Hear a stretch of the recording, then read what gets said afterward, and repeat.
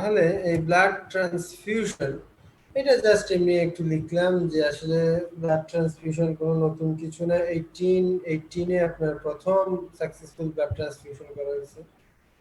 ঠিক আছে, তো যদিও আগে অনেক ধরনের কমপ্লিকেশন হতো ব্লাড ট্রান্সফিউশনে, এখন আর সাধারণত এই কমপ্লিকেশন গুলো খুব একটা হয় না, কমপ্লিকেশন গুলি কমে গেছে। আচ্ছা, এছাড়া ব্লাড ট্রান্সফিউশন করলে আপনার কিছু ইমিউনোলজিক্যাল কমপ্লিকেশন আছে, সেটা আমরা জানবো, অসুবিধা নেই। আর যেটা হচ্ছে ব্লাড আসলে কেউ কি কাউকে দিতে চায় সহজে? হুম, চায় না, তাই না? কেউ সহজে আসলে ব্লাড দিতে চায় না, এটা একটা ভ্যালুয়েবল জিনিস, তাই না? খুব নট ইজিলি অ্যাভেলেবল। চাইলাম দোকান থেকে কিনে নিয়ে আসলাম, not like that. So blood transfusion should be justifiable. আপনি কখন ব্লাড ট্রান্সফিউজ করবেন, কখন করবেন না, এইটা অবশ্যই জাস্টিফায়েবল হতে হবে। কেমন? আপনি অযথা ব্লাড ট্রান্সফিউশন করা যাবে না, কারণ আমার সোর্স লিমিটেড, তাই না? এবং ইট ইজ হাইলি কস্টলি। ঠিক আছে, ওকে।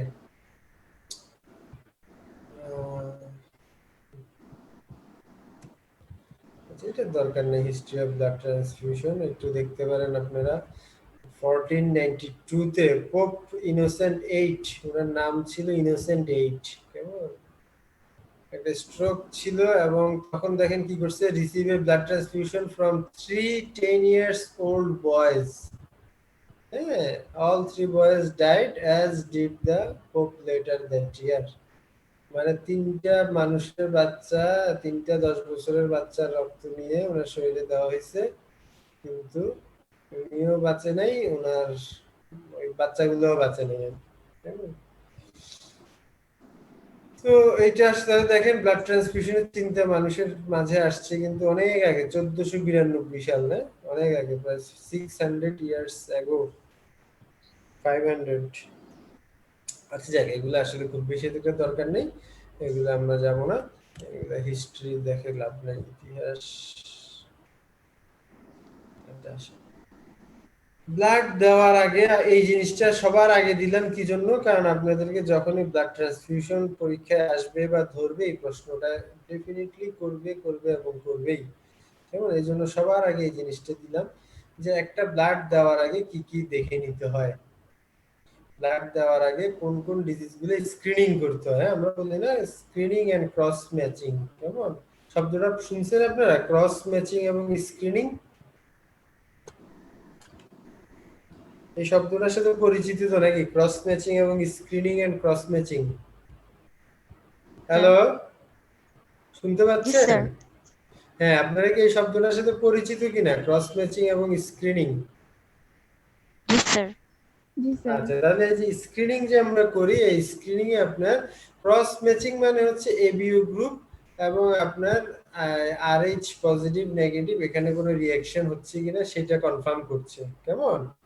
আর স্ক্রিনিং এ হচ্ছে আমরা এই ডিজিজ গুলো স্ক্রিন করি, যে যেই ব্লাডটা আমরা আরেকজনের শরীরে দেব ওই ব্লাডের মধ্যে এগুলি আছে কিনা।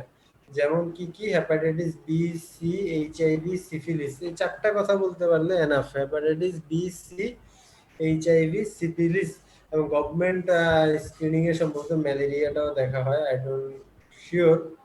তবে এই চারটা আপনারা বলবেন, হেপাটাইটিস বি, সি, এইচআইভি এবং সিফিলিস। বুঝা গেছে আমার কথাটা? ক্লিয়ার? Yes, sir. জি স্যার। Yes, sir. জি স্যার। এখন আসেন তাহলে নেক্সট আমরা ব্লাডের মধ্যে কি কি দেওয়া যেতে পারে। হোল ব্লাড, হোল ব্লাড মানে তো বুঝতে পারছেন পুরো ব্লাডটাই নাকি? আপনার Yes, শরীর sir. থেকে কেটে যাওয়ার পরে যে রক্তটা বের হচ্ছে এটাই হচ্ছে হোল ব্লাড, এখানে সব কম্পোনেন্ট গুলি আছে। আচ্ছা ঠিক আছে, এখানে কি থাকতেছে আপনার, এইটা সব কম্পোনেন্ট আছে, সহজ কথা এখানে সব আছে। এখানে আপনার যদি আপনি উইদিন 24 আওয়ার্স এর ভিতরে দেন, 24 আওয়ার্স এর পরে কিন্তু আসলে ডাব্লিউবিসি এবং প্লাটিলেট খুব একটা থাকে না, কমে যায়। 5 দিন পরে তো প্লাটিলেট টোটালি থাকে না, কেমন, জিরো হয়ে যায়। তাহলে this is whole fresh blood. আমরা কি বলছি? Whole fresh blood. Blood. কথাটা বুঝে গেছে? Whole fresh Yes, sir. Blood. তাহলে Blood. এখানে অল কম্পোনেন্ট থাকে, ঠিক আছে? Yes, আর sir. আপনি ফ্রিজে ঢুকাইলেই কিন্তু রিস্টোরড ব্লাড হয়ে গেল, এটা মনে রাখবেন। কি মনে রাখবেন? ফ্রিজে ফ্রিজে ঢুকাইলে স্টোরড ব্লাড। তবে বাট অনেকে বলে যে আপ টু 24 আওয়ার্স ফ্রিজে থাকুক না থাকুক, ফ্রিজে না থাকলে তো নষ্ট হয়ে যাবে, তাই না? সাথে এটাকে বলছে আপনার ফ্রেশ ব্লাড, উইদিন 24 আওয়ার্স ইট ফ্রেশ ব্লাড। কিন্তু অনেকে আবার বলবে যে ফ্রিজে ঢুকাইলে এটা আর ফ্রেশ না। ফ্রেশ মানে ফ্রেশ, এখন নিছি এখন ট্রান্সফিউজ করছি, দিস ইজ ফ্রেশ। কথাটা বুঝা গেছে? নদীর থেকে, পুকুর থেকে মাছ তুললাম, কাটলাম, খাইলাম, দিস ইজ ফ্রেশ। পুকুর বাজার মাছটা এনে ফ্রিজে রাখলাম, রাত্রেবেলা আনছি, সকালবেলা কাটছি, এইটাকেও অনেকে ফ্রেশ বলে, অনেকে ফ্রেশ বলে না। কথা বুঝা গেছে? ক্লিয়ার? Yes, sir. ওকে, তারপরে আসেন এখন packed red cell. What is packed red cell? Packed red cell বলতে কি বুঝছেন আপনি বলেন? আপনারা কি বুঝছেন প্যাকড রেড সেল? মানে প্যাকড সেল বলতে কি বুঝেন? আচ্ছা, ব্লাডের কয়টা কম্পোনেন্ট আছে আগে সেটা বলেন। গ্রসলি একটা ব্লাডে যখন আমরা যে ধরুন ব্লাড ব্যাগে ব্লাডটা নিলাম, এখানে কয়টা কম্পোনেন্ট আছে? গ্রস কম্পোনেন্ট কয়টা আছে? সেলুলার কম্পোনেন্ট আর প্লাজমা, প্লাজমা আর হচ্ছে সেরাম নাকি? প্লাজমা আর কি? তো আপনি প্যাকড সেল মানে হচ্ছে এখানে কোনো সেরাম থাকবে না, অনলি কি থাকবে? Plasma component. প্লাজমা মানে হচ্ছে সেলগুলি, ঠিক আছে? ব্লাড ব্যাগে কখনো দেখছেন কিনা উপরের দিকে একটা হলুদ হলুদ, অনেকক্ষণ সোজা করে রাখলে উপরের দিকে একটা হলুদ হলুদ অংশ থাকে আর নিচের দিকে হচ্ছে লাল অংশটা থাকে, ঠিক কিনা? কারো ব্লাড ট্রান্সফিউশন হয়ে থাকলে বা ওয়ার্ডেও দেখে থাকবেন, উপরের অংশটা হচ্ছে সেরাম মানে পানিটা, আর নিচের অংশটা হচ্ছে সেল, ওইটা হচ্ছে শুধুমাত্র সেল। আপনি যখন ব্লাড থেকে ওই পানিটা ফেলে দিয়ে শুধু সেলটা নেবেন, দিস ইজ প্যাকড সেল। কথা ক্লিয়ার? ওকে, এইখানে আপনার আমরা বলছি একটা ব্যাগে 330 ml থাকে, তবে হোল ব্লাডে কিন্তু আরো বেশি থাকে, অলমোস্ট 400 ml or 450 ml। কেমন? 4 to 450 ml। হ্যাঁ, বুঝা গেছে? আচ্ছা, আর প্যাকড সেলে ইউজুয়ালি 330 ml এর মতো থাকে। এখানে হেমাটোক্রিট থাকে দেখেন 50 to 70%। হেমাটোক্রিট। আচ্ছা, এইগুলো আসলে আপনারা জানেন, সম্ভবত ফিজিওলজিতে পড়ছেন, ব্লাড কি ধরনের সলিউশনে সরি কি ধরনের সলিউশনে স্টোর করা হয় এটা তো আপনারা জানেন, তাই না? অনেকগুলি সলিউশন আছে। প্যাকড সেলটা এর মধ্যে SAG M, saline adenine guanine mannitol solution. Saline adenine guanine, sorry, saline adenine glucose mannitol solution. Saline adenine saline S, saline A, saline adenine glucose mannitol solution.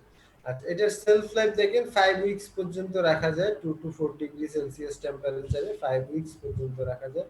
সুবিধা কি? সুবিধা হচ্ছে কার্ডিয়াক ওভারলোডটা কমায়। যে ফ্লুইডটা আমরা বাদ দিয়ে দিলাম, তাহলে কার্ডিয়াক ওভারলোডটা কমে যাবে, কারণ ফ্লুইডটা তো আর যাচ্ছে না শরীরে, তাই না? আচ্ছা, এগুলি সাধারণত chronic anaemic patient, old age বা চিলড্রেনে ব্যবহার করা হয়, এবং রিডিউস রিঅ্যাকশনটাও অনেক কমে যায়। কেমন? এগুলো আসলে খুব বেশি একটা আর ডিটেইলস দরকার।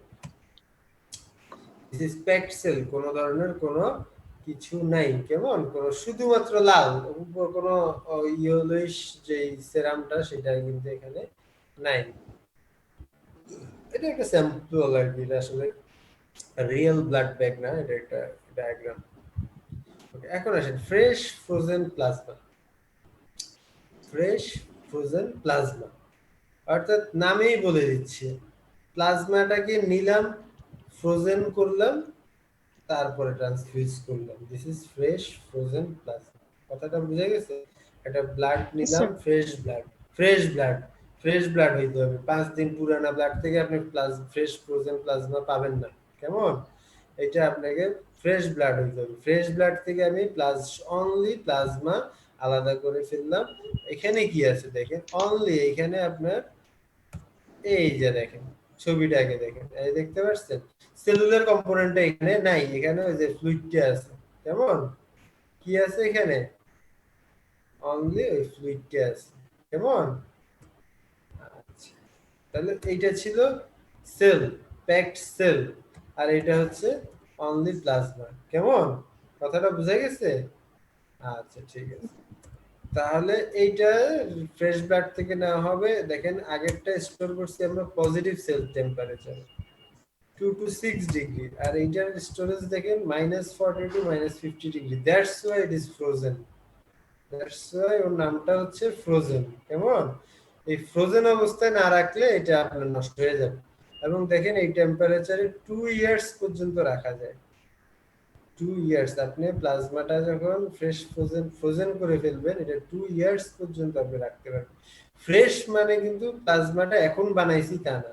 ফ্রেশ মানে হচ্ছে ফ্রেশ ব্লাড থেকে প্লাজমাটা তৈরি করা হয়েছে। কথাটা বুঝতে পারছেন? Yes, sir. Fresh frozen plasma মানে এটা না যে প্লাজমাটা আমি এখন বানাইছি, এটার মানে হচ্ছে ফ্রেশ ব্লাড থেকে প্লাজমাটা করা হয়েছে। তো এইটা সাধারণত যেহেতু এখানে প্রচুর পরিমাণে কোয়াগুলেশন ফ্যাক্টরগুলি থাকে, এইটা আপনার এর জন্য কোয়াগুলোপ্যাথিক হেমোরেজে মেইনলি ইউজ করা হয়। কোয়াগুলোপ্যাথিক হেমোরেজে মেইনলি ইউজ করা হয়। এখন একটা জিনিস দেখেন, এখানে যেহেতু সেলুলার কম্পোনেন্টগুলো নাই, তাহলে ইট কুড বি আপনি পজিটিভ কে নেগেটিভ দিতে পারবেন, নেগেটিভ কে পজিটিভ দিতে পারবেন, তাই না? এটা পসিবল, কারণ এখানে কি রিঅ্যাকশন হবে? রিঅ্যাকশন তো হবে No, না, sir. No, তাই sir. না? এখানে তো আপনার ওই যে রেসাস যে রিঅ্যাকশনটা, পজিটিভ নেগেটিভের যে রিঅ্যাকশনটা, এটা তো হবে না। তাহলে আরএইচ অ্যান্টিবডি আমরা ওই যে মায়েদেরকে দিতে হয়, এটা আপনারা নিশ্চয়ই জানেন, তাই না? নেগেটিভ মাদারের যখন পজিটিভ বাচ্চা হয় তখন, নাকি? Yes, ঠিক sir. আছে কিনা? জি, এটা স্যার। পড়ছেন না ফিজিওলজিতে আপনারা, আরএইচ ইনকম্প্যাটিবিলিটি পড়ছেন তো এটা, তাই না? হ্যাঁ, তাহলে ওই যে এইটা হচ্ছে, তাহলে আপনি ওদেরকে এটা দিতে পারবেন। কেমন, ওদেরকে আপনি এইটা দিতে পারবেন, কোনো সমস্যা হবে না। কিন্তু আপনি হোল ফ্রেশ ব্লাড দিতে পারবেন না, বা প্যাকড সেল দিতে পারবেন না, পজিটিভ নেগেটিভ, তাহলে ওই যে অসুবিধা হয়। কেমন, ঠিক আছে? আচ্ছা, এই জন্য এটা এখানে উল্লেখ করা হয়েছে। আচ্ছা, তাহলে দিস ইজ দেখেন ফ্রেশ ফ্রোজেন প্লাজমা। ক্রায়োপ্রিসিপিটেট আমরা একটু মানে এগুলো আসলে একটু সংক্ষেপে, যেহেতু আপনাদের টপিকস আছে বইয়ে আছে, এজন্য একটু ধারণা রাখেন আপনারা। ক্রায়োপ্রিসিপিটেট মানে এটা সুপারনেটেড precipitate of fresh frozen plasma. এখানে শুধুমাত্র ফ্যাক্টর 8 এবং ফিব্রিনোজেনটাকে আলাদা করে ফেলা হয়। কথাটা বুঝতে পারছেন? ফ্যাক্টর 8 এবং ফিব্রিনোজেনকে আলাদা করে ফেলা, শুধুমাত্র এই দুইটা ফ্যাক্টর রাখা হয়। কথা, কোয়াগুলেশন ফ্যাক্টরগুলি মনে আছে না? কয়টা আছে coagulation factor? How many How to? coagulation factor? Roll number 13টা। 22. Roll number 22 কত? 13টা। বলতে পারবা সবগুলি? না, পসিবল? স্যার। মনে নেই। আচ্ছা, আমার নিজেরও মনে নেই। একটা ছড়া ছিল তো, ফুল পড়ে থপ করে ভুলে গেছি। কেমন, এটা একটা কবিতা দিয়ে আমরা মনে রাখতাম। ফুল, ফুল মানে কি? প্রথমটা কি বলেন? ফিব্রিনোজেন নাকি? ফিব্রিনোজেন। হ্যাঁ, ফুল পড়ে, পড়ে মানে হচ্ছে ভুলে গেছি, প্রথম দ্বিতীয় দিন। প্রথম বিনটা। হ্যাঁ, থপ করে থ্রম্বোপ্লাস্টিন। কেমন, এটা আমরা এভাবে Yes, মনে sir. রাখতাম, কিন্তু ছড়াটা ভুলে গেছি, এজন্য বাদ বাকিগুলো ভুলে গেছি। আচ্ছা, যাই হোক, তো এইটা দেখেন -30°C, এখানে অলমোস্ট 2 ইয়ার্স সেলফ লাইফ থাকে। এইটা দেখেন লো ফিব্রিনোজেন স্টেট অথবা ফ্যাক্টর 8 ডেফিসিয়েন্সি যাদের আছে, যাদের ফ্যাক্টর 8 ডেফিসিয়েন্সি আছে তাদেরকে এগুলো দেওয়া হয়। কেমন, ক্রায়োপ্রিসিপিটেট। আচ্ছা, এখন আসেন প্লাটিলেট। এইটা সম্পর্কে তো আপনারা সবাই কম বেশি জানেন বা শুনছেন, প্লাটিলেট ট্রান্সফিউশন, তাই না? প্লাটিলেট দিতে হয়, তাই না? ডেঙ্গু ডেঙ্গু হেমোরেজিক ফিভারে প্লাটিলেট দিতে হচ্ছে না, তাই না? এটা তো এখন মোটামুটি সবাই জানেন যে ডেঙ্গু হেমোরেজিক ফিভার, তারপরে স্ট্রোকের পেশেন্ট, হ্যাঁ, এইগুলাতে দেওয়া হচ্ছে। আর এই শব্দটাও তো এখন আপনারা খুব পরিচিত, এই যে প্লাজমার সাথে, হ্যাঁ, করোনাতে কোভিডে প্লাজমা থেরাপি দিচ্ছে না? জি, স্যার। তাহলে এটার সাথে আপনারা পরিচিত, প্লাটিলেটের সাথে সবাই পরিচিত। তাহলে এটার নামেই বলে দিচ্ছে প্লাটিলেট, তাহলে আমরা এখানে শুধুমাত্র অনলি প্লাটিলেটটা ট্রান্সফিউজ করব। কেমন, আচ্ছা, এখানে দেখেন পার লিটার, এটা আসলে 109 না, 10 টু দি পাওয়ার 9 হবে, 250 ইনটু 10 টু দি পাওয়ার 9। কেমন, 250 into 10 to the power 9 per litre. এইটা আপনার পজিটিভ সেল দেখেন না, রুম টেম্পারেচার, না almost room temperature 20 to 24°C, তবে যন্ত্রটা আলাদা, ফ্রিজটা আলাদা। কেমন, এই যে দেখেন সেলফ লাইফ অনলি 5 ডেজ। আপনি প্লাটিলেটকে যেভাবেই রাখেন, তাজা ব্লাডে তো রক্ত তো ফ্রিজে না ঢুকেলে ওটা কয়েক ঘন্টার মধ্যে প্ল্যাটিলেট মরে যাবে। এবং আপনি যদি এত কিছু প্রসেসও করেন এরপরও অনলি 5 ডেজ। প্ল্যাটিলেটের লাইফলাইন কত 5 ডেজ পর্যন্ত থাকবে, এরপর নষ্ট হয়ে যাবে। কথাটা বুঝা গেছে? এই জন্য প্ল্যাটিলেট এত দামি জিনিস, কেমন সহজে পাওয়া যায় না। আচ্ছা আচ্ছা, তাহলে এটা কাদেরকে দেওয়া হয়? যেমন এই যে থ্রম্বোসাইটোপেনিয়া, দ্যাট মিন্স যাদের প্ল্যাটিলেট কমে যাচ্ছে, নাকি যাদের প্ল্যাটিলেট কমে যাচ্ছে, বাদ বাকিটা তো আপনারা জানবেন যে সার্জিক্যাল কোয়াগুলেশন ডিসঅর্ডার যাদের থাকবে, থ্রম্বোসাইটোপেনিয়ার পেশেন্টগুলি, কেমন। তারপরে আর মেডিসিনে কমনের মধ্যে তো ডেঙ্গু আপনারা জানেন। তো আমাদের সার্জিক্যালের মধ্যে হচ্ছে যারা কোয়াগুলেশন ডিসঅর্ডারের পেশেন্ট, তাদের সার্জারি করতে গেলে আমরা প্ল্যাটিলেটটা দিতে বলি, কেমন। থ্রম্বোসাইটোপেনিয়া নাম শুনছেন না? থ্রম্বোসাইটোপেনিয়া ইডিওপ্যাথিক কি আইটিপি Yes, sir. নাকি ইডিওপ্যাথিক Idiopathic থ্রম্বোসাইটোপেনিয়া, পুরা। তাই না? হ্যাঁ, তাহলে পারপুরা, তাহলে এগুলাতে কি হয়? হেপাটোস্প্লেনোমেগালি হয় না? Yes, sir. হেপাটোস্প্লেনোমেগালি হয়। তাহলে সার্জারির রোল হচ্ছে যখন ওই যে স্প্লিন ফেলে দিতে হয়, স্প্লিন বড় হইতে হইতে তো অনেক বড় হয়ে যায়, তখন ফেলে দিতে হয়। ওদের ক্ষেত্রে হচ্ছে আপনার এই তখন এগুলা লাগে। আচ্ছা যাক, বেশি কঠিন না তো, তাই না? সহজ তো, জিনিসগুলো একটু বুঝলেই হবে কোন জিনিসটা কি। আচ্ছা এখন দেখেন, এই যে আমরা কি বললাম প্রথম বিন, তাহলে ফুল পড়ে থপ করে, হ্যাঁ, পড়ে প্রথম বিন। এই প্রথম বিনকে যখন আপনি আলাদা করে ফেলছেন তখন এটা হচ্ছে প্রথম বিন কমপ্লেক্স কনসেন্ট্রেটস। প্রথম বিন কমপ্লেক্স কনসেন্ট্রেটস, কেমন কি হলো? স্লাইড শো কোথায় চলে গেল?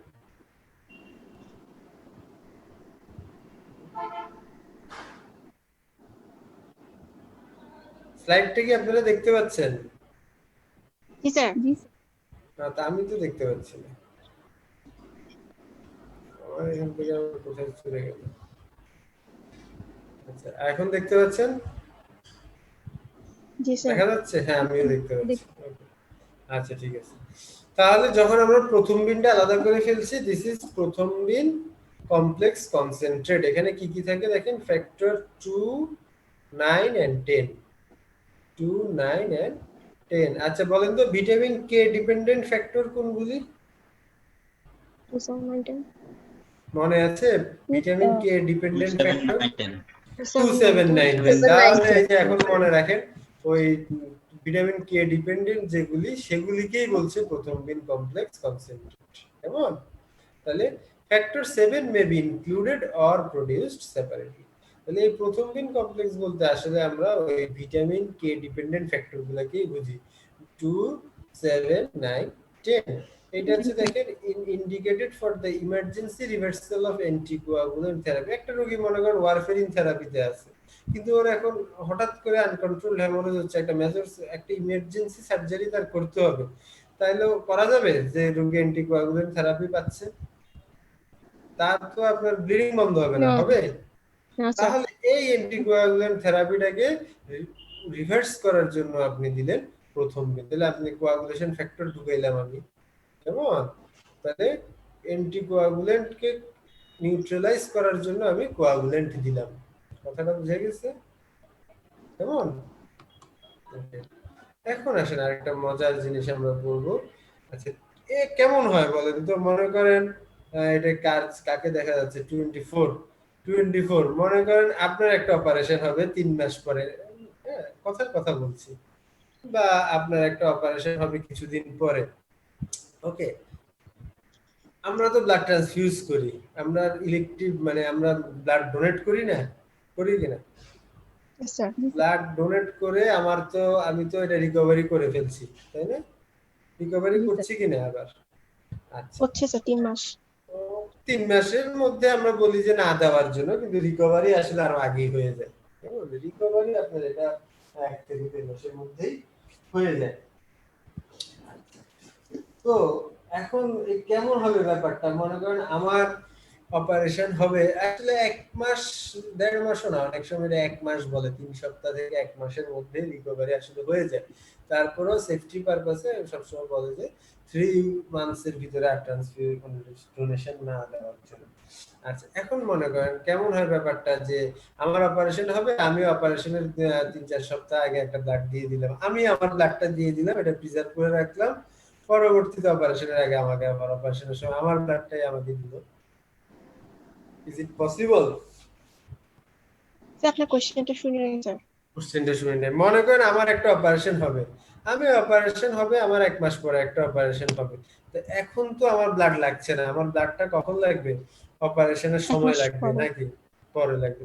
আমি যদি এখন ব্লাড ডোনেট করি, ব্লাড ডোনেট করে সেইটা আমি প্রিজার্ভ করলাম, 1 মাস পরে যখন আমার অপারেশন হবে ওই ব্লাডটাই আমাকে দেওয়া হইলো, তাহলে জি এটা স্যার। কি সম্ভব কিনা বলেন? Is it possible? নিজেই নিজেকে ডোনেট করলাম, সম্ভব না? সম্ভব হতে পারে। হ্যাঁ, আম, সম্ভব না কিনা? হওয়ার তো কথা না। কেন হবে না সেটা না কেন না হবে যারা না? আমারই বলছেন ব্লাড না? কেন হবে না? আমি আমারই আমার ব্লাড। ব্লাড দিলাম, অসুবিধা কি? আচ্ছা। আমার নিজের ব্লাড হ্যাঁ। আমি আবার আমার শরীরে নিতে পারবো না, এখানে তো রিঅ্যাকশন হবে না, হবে? না কিছু না হবে স্যার। না তো। তা আমি আরেকজনের থেকে যে ব্লাডটা অপারেশনের সময় নিতাম ডোনেট, সেই ব্লাডটা আমি ডোনেট করলাম, কারণ আমার তো এখন ব্লাড অভাব নাই, আমার তো লাগবে যখন অপারেশন হবে তাহলে তো তখন স্যার ঘাটতি না। বলেন। তখন তো লেগিংসটা পূরণ হবে না। ওই যে বললাম না 3 সপ্তাহ 1 মাসের মধ্যে রিকভারি হয়ে যাবে। দিস কিন্তু ইজ স্যার আবার যদিও আমার যদি ব্লাড নিয়ে ফেলা হয় তো আমার এক ধরনের অ্যানিমিয়া হবে না? এক ব্যাগ ব্লাড, আপনি যখন ব্লাড ডোনেট করছেন আপনি কি অ্যানিমিয়া হচ্ছে? হচ্ছে বলেন? আমরা তো অলমোস্ট কত 400 ml বা আচ্ছা। 450 ml না ঠিক ডোনেট আছে। করি না, তা আমাদের কি অ্যানিমিয়া হয় তখন? হ্যাঁ হ্যাঁ ঠিক আছে স্যার। হয় অ্যানিমিয়া না হয় না? না না স্যার হয় না, ঠিক আছে। হয় না, তো তাহলে আমার এখন দিলে আমার কেন হবে? হুম। তাহলে this is autologous blood transfusion. Autologous blood transfusion কিন্তু পেশেন্টস স্যার এভাবে আন্ডারগোয়িং। ব্লাড ব্যাগ রিজার্ভ করে রাখা যায়? কেন আপনি ডোনেট ব্লাড রাখছেন না প্রিজার্ভ করে 1 মাস পর্যন্ত? এতক্ষণ কি দেখাইলাম? কিন্তু এরকম কি হওয়া যায় যে আমি আপনি নিজের জন্য আলাদা করে রাখলাম?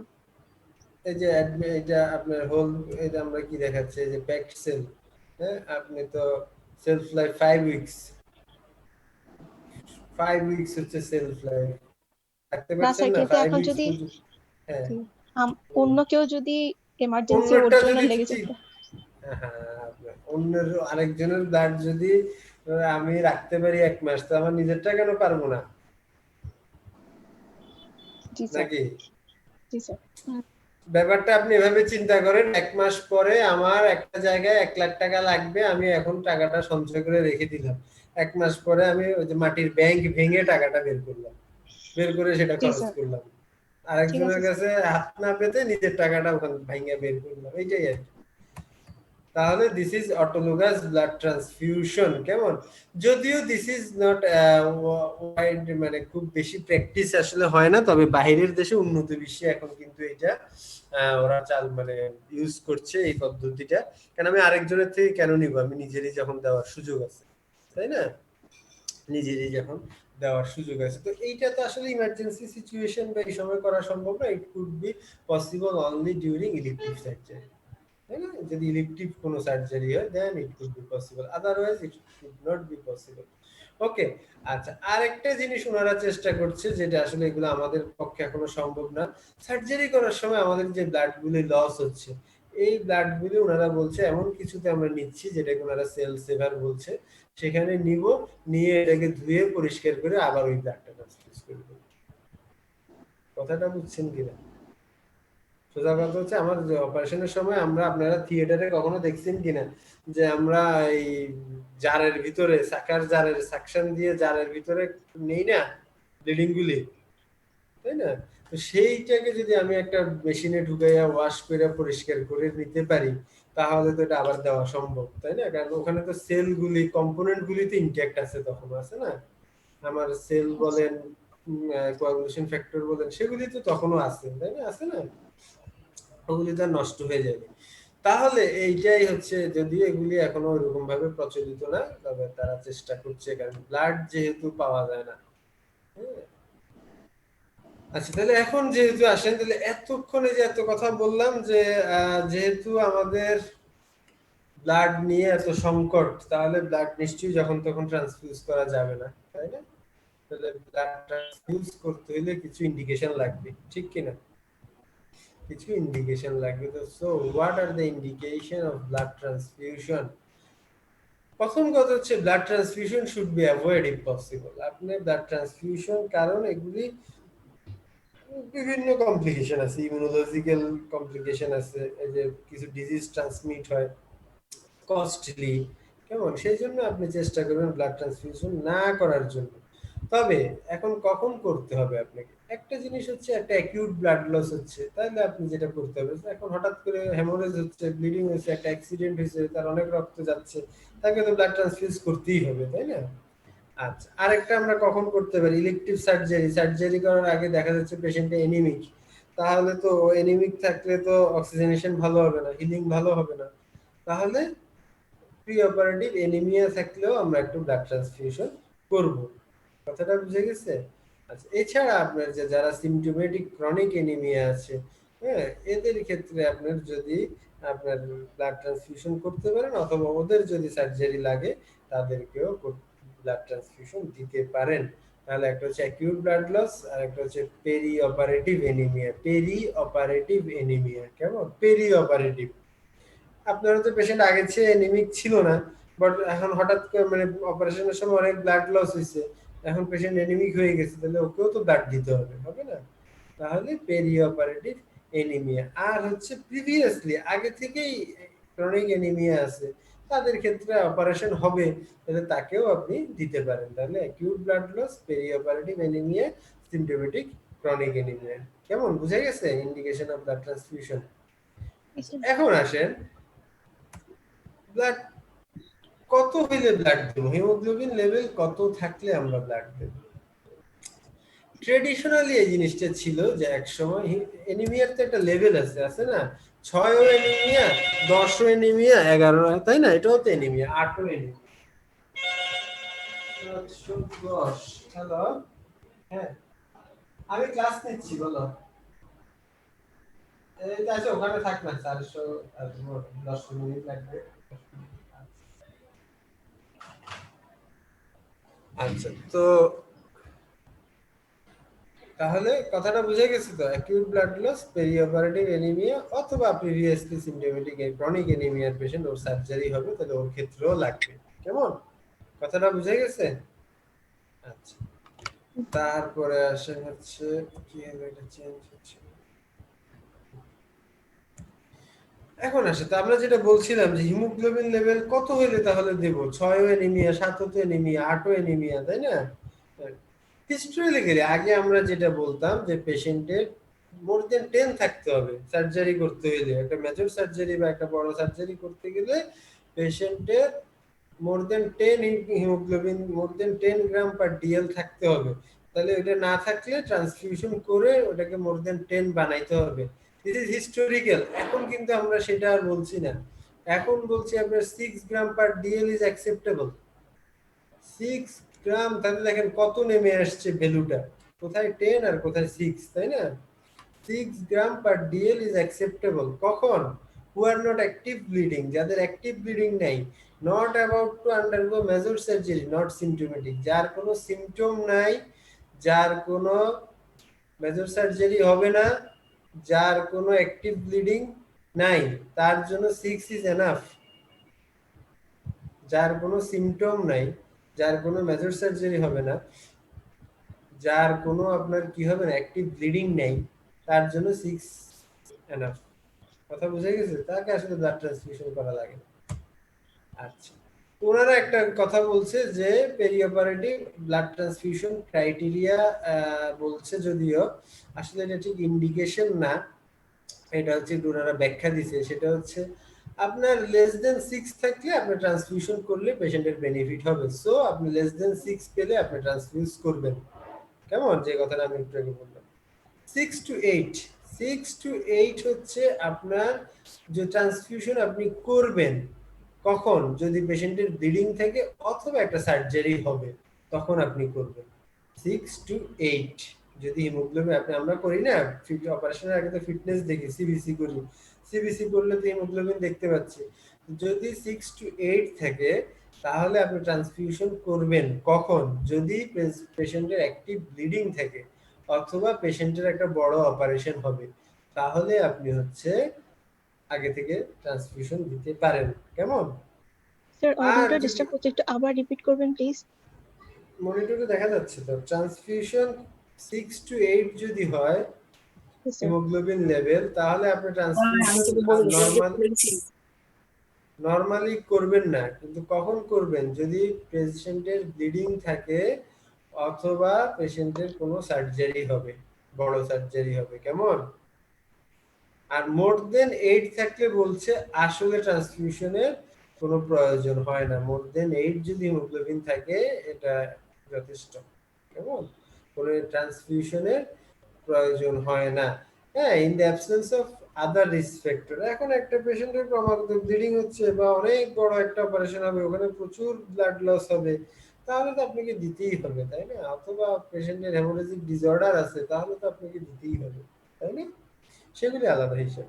তাহলে গ্রসলি এটা মনে করেন লেস দেন 6 হলে আমরা ট্রান্সফিউশন করব, 6 to 8 হলে প্লাস মাইনাস করতে পারি, নাও করতে পারি, মোর দেন 8 হলে ট্রান্সফিউশনের প্রয়োজন। কথাটা বুঝা গেছে? ক্লিয়ার? স্যার তাহলে দেখেন তাহলে এই যে আমরা বলছি ট্রান্সফিউশন করব করব করব করব, কিন্তু আসলে করব না, করতে চাই না। প্রথমে বললাম না যে blood transfusion should be avoided. কেন? কারণ ইট হ্যাজ সাম কমপ্লিকেশনস। কেমন? It has some complication. So what are the complication?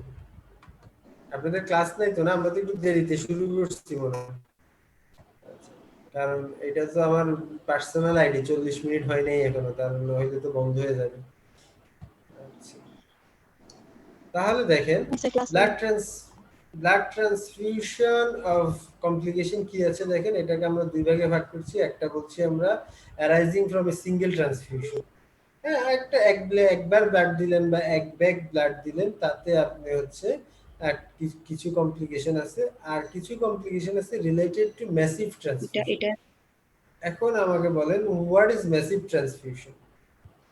Do you know about massive transfusion? Massive transfusion কখন বলে? ম্যাসিভ মানে তো বুঝতে পারছেন অনেকগুলি, তাই না? তাহলে এই ম্যাসিভ ট্রান্সফিউশন কখন বলে, বলতে পারবেন? যদি 24 আওয়ার্স এর মধ্যে ধরেন আমার শরীরে যতটুকু ব্লাড আছে, সাপোজ অন এন এভারেজ কতটুকু থাকে বলেন? 4 লিটার প্লাস, না 4200। আমরা 70 কেজি মানুষ ধরলে বা 60 কেজি মানুষ ধরলে এরকমই তো থাকে, তাই না? ধরে নিলাম আমরা 4.5 থেকে 5 লিটার, তাই না? 4.5 to 5 লিটার এরকমই তো থাকে ব্লাড, নাকি? তো ওরা বলছে যে একজন মানুষের শরীরে যতখানি ব্লাড থাকে 24 আওয়ার্স এর মধ্যে যদি তার চেয়ে সেই পরিমাণ বা তার চেয়ে বেশি ব্লাড দেওয়া হয়, ট্রান্সফিউজ করা হয়, দিস ইজ ম্যাসিভ ট্রান্সফিউশন। কথাটা বোঝা গেছে? আমার শরীরে যতখানি রক্ত থাকে নরমালি আছে, তার চেয়ে বেশি পরিমাণ সমান বা বেশি ব্লাড যদি আমি 24 ঘন্টার মধ্যে ট্রান্সফিউজ করি কাউকে, দিস ইজ ম্যাসিভ ট্রান্সফিউশন। কথাটা বোঝা গেছে? Clear? Yes sir. Yes sir. Okay, fine, very Yes sir. Good. তাহলে কিছু ট্রান্সফিউশন, কিছু রিঅ্যাকশন আছে হচ্ছে এই ট্রান্সফিউশনের সরি সিঙ্গেল ট্রান্সফিউশনের জন্য, আর কিছু রিঅ্যাকশন আছে হচ্ছে আপনার স্যার আপনাকে শোনা যাচ্ছে না। কিছু রিঅ্যাকশন আছে হচ্ছে তাহলে সিঙ্গেল ট্রান্সফিউশনের জন্য, আর কিছু রিঅ্যাকশন আছে হচ্ছে ম্যাসিভ ট্রান্সফিউশনের জন্য। এখন বুঝা গেছে তো? আচ্ছা, এখন দেখেন কমপ্লিকেশন। শোনা যায় না, এখনো শোনা যাচ্ছে না? কমপ্লিকেশন ফ্রম ম্যাসিভ ট্রান্সফিউশন যেটা বলছেন স্যার একটু আবার রিপিট করুন। ওটা আবার বলার কিছু নাই রে বাবা, এটা তো এখানে লেখাই আছে যে কিছু রিঅ্যাকশন হচ্ছে সিঙ্গেল ট্রান্সফিউশন থেকে, কিছু রিঅ্যাকশন হচ্ছে ম্যাসিভ ট্রান্সফিউশন থেকে, এই তো। Okay sir. আচ্ছা, complication from a single transfusion. Single ট্রান্সফিউশনের কমপ্লিকেশন দেখেন কি আছে, incompatibility haemolytic transfusion reaction. Incompatibility মানে তো বুঝেন, আপনি হচ্ছে গ্রুপ মিললো না, আপনি ট্রান্সফিউজ করে দিলেন, তাহলে এটা হচ্ছে ইনকম্প্যাটিবিলিটি হেমোলাইটিক ট্রান্সফিউশন রিঅ্যাকশন। কেমন বুঝে গেছে? আপনি ক্রস ম্যাচিং না করে গ্রুপ না মিলাই দিয়ে দিচ্ছেন। ফেব্রাইল ট্রান্সফিউশন রিঅ্যাকশন, ফেব্রাইল যে কোনো ট্রান্সফিউশন করার পরে জ্বর আসে, এটা হচ্ছে ফেব্রাইল। কেমন? অ্যালার্জিক রিঅ্যাকশন, স্পেসিফিক কোনো কম্পোনেন্টের প্রতি কারো অ্যালার্জি থাকতে পারে, তাহলে সেটা অ্যালার্জিক রিঅ্যাকশন হতে পারে। কেমন? আমরা যে বললাম কিছু ইনফেকশন হয়, আমরা দেখাইছি এর আগে যে কিছু অর্গানিজম ট্রান্সফিউশন হয়, তাহলে ব্যাকটেরিয়াল ইনফিউশন হতে পারে, হেপাটাইটিস হতে পারে, ভাইরাল ইনফিউশন হতে পারে, এইচআইভি, ম্যালেরিয়া হতে পারে। ওই যে আমি বললাম আমাদের গভর্নমেন্ট বাংলাদেশে কিন্তু ম্যালেরিয়াও করায় স্ক্রিনিং এ। হ্যাঁ, এই জন্য কেমন বাংলাদেশে যেহেতু ম্যালেরিয়া, আমরা জোনটা ম্যালেরিয়ার জোন তো আমাদের, এই জন্য ম্যালেরিয়াটা করে স্ক্রিনিং। তাহলে এই ইনফেকশন গুলো হতে পারে। এছাড়া কি হতে পারে, এয়ার এম্বোলিজম হতে পারে, থ্রম্বোফ্লেবাইটিস হতে পারে, transfusion related acute lung injury হতে পারে। এই নামগুলো এইটুক তো আপনাদের জন্য কমন, যে ইনফেকশন ব্যাকটেরিয়াল, কিছু ব্যাকটেরিয়া ট্রান্সমিশন হয়, যেমন হেপাটাইটিস, এইচআইভি, ঠিক আছে। তারপরে এর বাইরে সরি হেপাটাইটিস, এরপরে আপনার ব্যাকটেরিয়াল ইনফেকশনস, হ্যাঁ, কিছু virus, hepatitis, HIV, protozoal, malaria, হ্যাঁ, এইটুকু। আর এদিকে আসেন, একটা হচ্ছে গ্রুপ মিললো না সেই জন্য রিঅ্যাকশন হচ্ছে, একটা হচ্ছে ফেব্রাইল রিঅ্যাকশন, একটা হচ্ছে অ্যালার্জিক রিঅ্যাকশন। তিনটা রিঅ্যাকশন, কেমন? তাহলে তিনটা রিঅ্যাকশন, কিছু ইনফেকশন, আর মনে করেন যে কোনো ট্রান্সফিউশন বা ইনফিউশন সবখানেই এয়ার এম্বোলিজম হতে পারে, এয়ার এম্বোলিজম হতে পারে, থ্রম্বোফ্লেবাইটিস হতে পারে, কেন যেখানে ভেইনের মধ্যে দিচ্ছে সেই ভেইনটাতে ইনফেকশন হতে পারে না, ইনফ্লামেশন হতে পারে, তাহলে থ্রম্বোফ্লেবাইটিস, এয়ার এম্বোলিজম, এটা মহিলা কমন। এখন আসেন ম্যাসিভ ট্রান্সফিউশন করলে কি প্রবলেম হয়। ম্যাসিভ ট্রান্সফিউশন করলে প্রবলেম হচ্ছে কোয়াগুলোপ্যাথি, হাইপোক্যালসিমিয়া, হাইপারক্যালেমিয়া, হাইপোক্যালেমিয়া দুইটাই হতে পারে, hypothermia, coagulopathy, hypocalcaemia, hyper or hypokalaemia, hypothermia. বুঝা গেছে? ক্লিয়ার? আচ্ছা, এছাড়া কিছু পেশেন্ট আছে যাদের ধরেন অনেক দিন ধরে ব্লাড দিতে, যেমন একটা থ্যালাসেমিয়া পেশেন্ট, কিছুদিন পর পরই ওকে ব্লাড দিতে হয়, 1 মাস পর পর ব্লাড দিতে হয়, 2 মাস পর পর ব্লাড দিতে হয়, তাই না? এই পেশেন্ট গুলার ক্ষেত্রে আয়রন ওভারলোড হয়, আয়রন ওভারলোড হয়। কেমন? আয়রন ওভারলোড হয়। এটা তাহলে কমপ্লিকেশন গুলা বলতে পারবেন না, transfusion complication, single transfusion, massive transfusion বলা যাবে তো? আচ্ছা, সিঙ্গেল ট্রান্সফিউশনের কমপ্লিকেশন গুলো তো ম্যাসিভে হবেই, হবে না? হতে তো পারে, ওগুলা তো এখানে থাকবেই, থাকবে না? সাথে ওর হচ্ছে এক্সট্রা এই কমপ্লিকেশন গুলো হয়, coagulopathy, hypocalcaemia, hyperkalaemia, hypokalaemia, hypothermia. কেমন? এবং ম্যাসিভ। এখন আসেন, যেহেতু ব্লাড খুব পাওয়া যায় না, ব্লাড যেহেতু ভ্যালুয়েবল সাবস্টেন্স, তাহলে ওরা চেষ্টা করছে ব্লাডের বিকল্প কিছু বানানোর জন্য। ব্লাডের, আমাদের ব্লাড ট্রান্সফিউশন করার উদ্দেশ্য কি? অক্সিজেন পৌঁছানো তো, নাকি? ঠিকঠাক মতো অক্সিজেন পৌঁছানো। তাহলে ওরা বলছে যে ব্লাড সাবস্টিটিউট এখন, এই কার মাইক্রোফোনে এত সাউন্ড আসছে, বন্ধ করো। আচ্ছা, attractive alternate to the costly processing of donating, checking, storing, administering blood, কেমন? আবার সাথে ইমিউনোলজিক্যাল কমপ্লিকেশন, ইনফেকশাস কমপ্লিকেশন আছে। এই জন্য ওরা বলছে যে যদি ব্লাডের সাবস্টিটিউট বানানো যায় তাহলে তো খুবই ভালো হতো, তাই না? দোকান থেকে কিনে কিনে তাইলে আমি তখন সাবস্টিটিউট থাকলে তো ইচ্ছে মতো, এখন যেমন স্যালাইন কিনতে পারছেন লিটারের পর লিটার যত লাগে কিনতে পারতেছি, তখনও তো আমার টাকা থাকলে কিনতে পারবো, নাকি? পারবো না? আচ্ছা, ঠিক আছে। তাহলে এগুলো একটু এক্সপেরিমেন্ট চলছে, পশু পাখির উপরে এখন এক্সপেরিমেন্ট চলতেছে।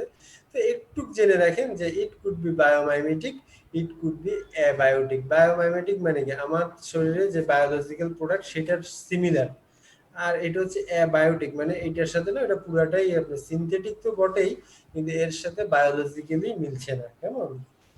বায়োমাইমেটিক মানে তাহলে ওর অক্সিজেন ক্যাপাসিটিটা ঠিক থাকবে, আর স্ট্যান্ডার্ড অক্সিজেন ক্যাপাসিটি, ও ন্যাচারাল অক্সিজেন। আর অ্যাবায়োটিক মানে হচ্ছে সিনথেটিক অক্সিজেন ক্যারিয়ার।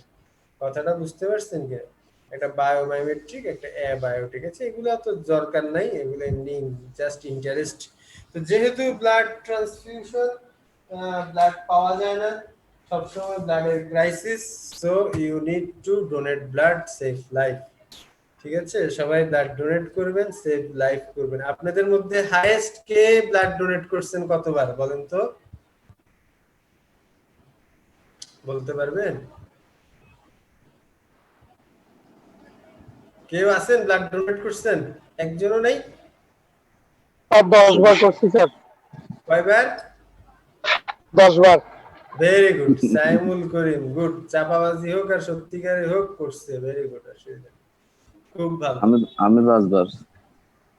ঠিক আছে, ভালো করছে। যারা ব্লাড ডোনেট করে ইটস এ গুড জব। ঠিক আছে, আমরাও স্টুডেন্ট থাকতে অনেক ডোনেট করছি। আমি আমার নিজের মাকে ডোনেট করছি 2 বার। হ্যাঁ, আমার স্টুডেন্ট থাকতেও করছি, অলমোস্ট 15-16 টাইমস ডোনেট করছি। তবে লাস্ট অনেক বছর আর করা হয়নি আসলে, এখন আর কেউ চায়ও না বা ওরকম আসলে দেওয়াও হয় না আর কি। তো ডোনেট ব্লাড সেভ লাইফ, কেমন? Thank you very much. আজকের জন্য আমাদের এখানে ক্লাসের সমাপ্তি। আপনাদের স্যার। সাথে আমি আপাতত বিদায় নিচ্ছি। আমি স্যারের সাথে একটু কথা বলবো, কথা বলে মোস্ট প্রবাবলি নেক্সট সানডেতে 2 স্যারের কোনো স্যার ক্লাস নিবে। আমার আর একটা না 2টা টপিকস বাকি আছে, ওগুলো আমি আবার পরে নেব আপনাদের সাথে, কেমন? Okay sir. ওগুলি পরে নেব। তো ওটা আপনারা আসসালামু আলাইকুম স্যার। হ্যাঁ, ওয়ালাইকুম আসসালাম। তো ওই যে পার্সেন্টেজটা পাঠাই দিন, কেমন? জি স্যার। পার্সেন্টেজটা পাঠিয়ে দিন। তাহলে দেখা যাক, আমি স্যারের সাথে কথা বলবো, বললে যদি হয় তাহলে আপনারা হয় নোমানের কাছ থেকে ইনফরমেশন দিয়ে নেবেন বা নোমান আপনাদের ইনফরমেশন দিয়ে দেবে। ঠিক আছে, ওকে। স্যার আসসালামু আমি আলাইকুম। বলছি যে নেক্সট সানডেতে আমার সাথে ক্লাস হবে না স্যারেরা ক্লাস নেবে, এটা কনফার্ম করে নিয়েন একটু আপনারা নোমানের কাছ জি থেকে। স্যার। ঠিক আছে, ওকে স্যার। ওকে। আচ্ছা, তাহলে আল্লাহ হাফেজ, আসসালামু আলাইকুম। আল্লাহ হাফেজ। আসসালামু আলাইকুম। ওয়ালাইকুম আসসালাম। আসসালামু আলাইকুম।